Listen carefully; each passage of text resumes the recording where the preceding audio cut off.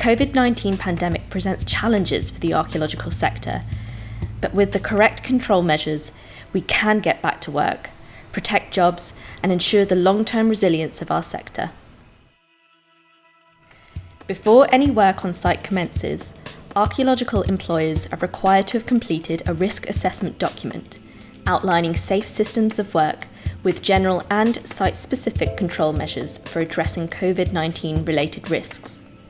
These risk assessments should cover all matters of site work, but should also cover details relating to travel to work, welfare and accommodation.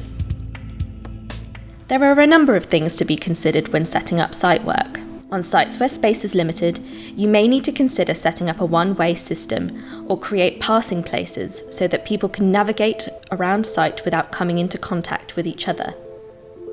On larger sites, staggered arrival and break times will help eliminate periodic clusters and bottlenecks. Clear signage showing flow around the site is extremely important.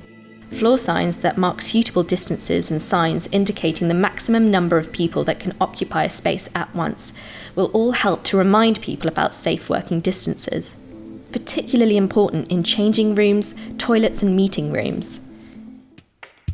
Government guidance recommends that where possible, travel on public transport should be limited in order to prevent virus transmission. Other options, such as travelling via bicycle or individual travel using a vehicle, should be promoted.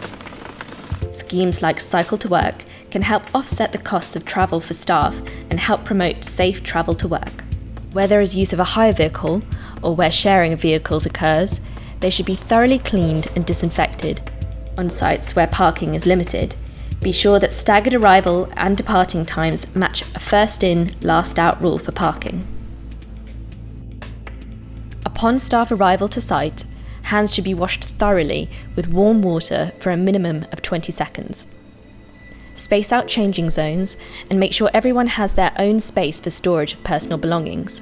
If this is not possible, consider asking staff to elect to keep their belongings in their personal vehicles. PPE stocks should be arranged neatly so that sizes can be located without the need to rifle through. Consider allocating a monitor to hand out PPE to staff. It is also advisable to do the same for consumable field items.